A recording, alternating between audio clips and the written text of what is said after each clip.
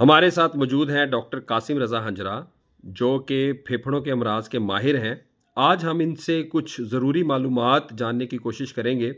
जैसा कि सर्दियां हैं, सर्दियां आ रही हैं, उसमें अक्सर देखा गया है कि बहुत से लोगों जो हैं वो खांसी का शिकार रहते हैं और महीनों उनकी खांसी दूर नहीं होती। तो उसकी क्या वजूहात हो सकती हैं और उसका इलाज क्या हो सकता है, उसमें कौन से टेस्ट करवाए जा सकते हैं? जी सर, प्लीज़।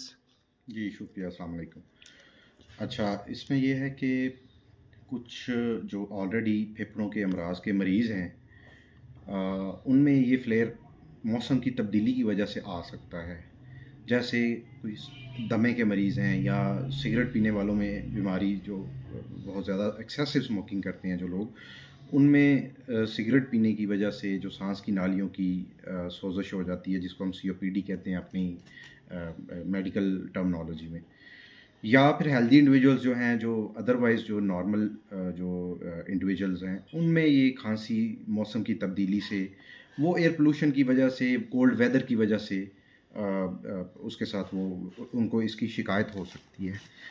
तो अगर तो कोई अंडरलाइंग कोई उनकी फेफड़ों की कोई बीमारियां चल रही हैं, उनको फ्लेयर आया है मौसम की तब्दीली की वजह से, तो उसकी जो कॉज है ऑब्वियसली वो एक ऑलरेडी फेफड़ों की बीमारी का शिकार हैं, जैसे दमा है, सीओपीडी है, या ब्रोंकिटिस है, जो टीबी के मरीज़ हैं, उनकी सांस की नालियां ख़राब हो जाती हैं परमानेंटली, तो उनकी झिल्ली जो है मतलब वो फेफड़ों की नालियों की झिल्ली, उसमें रेशा पड़ जाता है, तो वो लगातार ही ये इसका शिकार रहते हैं।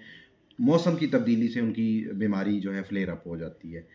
इसी तरह दमा है, इसी तरह सीओपीडी है। अदरवाइज जो हेल्दी इंडिविजुअल्स हैं, उनमें ये ख़ास तौर पे आजकल जो है, जब विंटर सीज़न स्टार्ट होता है, बारिशें कम होती हैं, तो हमारा एयर क्वालिटी इंडेक्स जो है ये बहुत ही ज़्यादा पाकिस्तान का हाई रहता है। मतलब ये सबसे ज़्यादा polluted air, one of the polluted air environment है हमारा। तो उस वजह से गले की जो झिल्ली है, हमारी जो सांस की नालियां हैं, वो वहाँ पे एक्सपोजर होता है इरिटेंट्स का, ये एयर पोल्यूशन का, उस वजह से उनकी जो अमूमन खांसी जो है ना वो इनिशिएट होती है।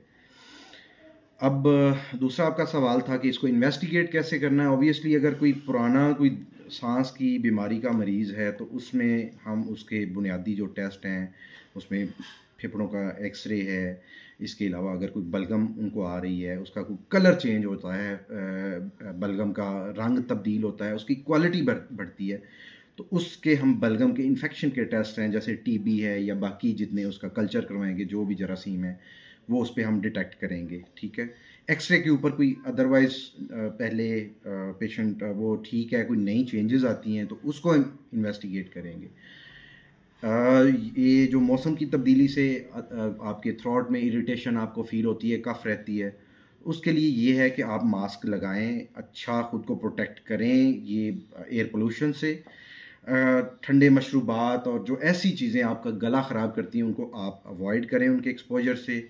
वार्म आप जो ड्रिंक्स हैं वो लें, शहद का इस्तेमाल कर सकते हैं अगर आप डायबिटिक नहीं हैं। अदरक का कावा बड़ा अच्छा है आपके गले की सूदिंग के लिए। ठीक है जी। और जो अंडरलाइंग आपकी कोई अगर डिजीज़ चल रही है, पहले से आप कोई पुरानी सांस की फेफड़ों की बीमारी है, तो उसके लिए आप अपने मुतल्लिका जो आपके फिजिशियन हैं उनसे मिलें, ताकि वो उसको इन्वेस्टिगेट करें, कोई नई उसके ऊपर कोई सुपर एडेड इन्फेक्शन है या उसका जो भी वो है उसका अकॉर्डिंगली इलाज हो सके। शुक्रिया जी, एक और बात मैं आपसे पूछना चाहूँगा कि हिफाज़ती टीकों का सुना गया है कि इसमें कुछ रोल होता है, तो क्या वाक़ई ही ये सच्चाई है? क्योंकि अक्सर लोग पूछते हैं कि उनको हिफाज़ती टीका लगवाना चाहिए या नहीं लगवाना चाहिए, और अगर है, तो वो कौन से ऐसे लोग हैं जिनमें हिफाज़ती टीका करामद साबित हो सकता है? बहुत अच्छा सवाल है आपका। इसमें जो दमे के मरीज़ हैं या फिर सीओपीडी के कोई भी पुरानी जो फेफड़ों की मर्ज़ है, उसमें रोल होता है एनुअल इन्फ्लुएंज़ा और वन ऑफ नीमोकोकल वैक्सीन होती है। सबसे ज़्यादा कॉमन इसको नमूनिया करने वाला जरासीम नीमोकोकस होता है, या उसको स्ट्रेप्टोकोकस नमूनिया भी कहते हैं। तो एक हिफाजती टीका उसका लगवाना ज़रूरी होता है, और एक इन्फ्लुएंज़ा वायरस है जो एनुअली अपनी स्ट्रेन चेंज करता है, तो वो इन्फ्लुएंजा की वैक्सीन जो उसका हिफाजती टीका है वो आप जो पुरानी जो बीमारियां सांस की बीमारियां हैं उनके मरीजों में लगाना बहुत ज़रूरी होता है। जो नॉर्मल हेल्दी इंडिविजुअल्स हैं उसके लिए वो ज़रूरी नहीं है। जी, बहुत शुक्रिया आपका, आपके टाइम का। Thank you very much.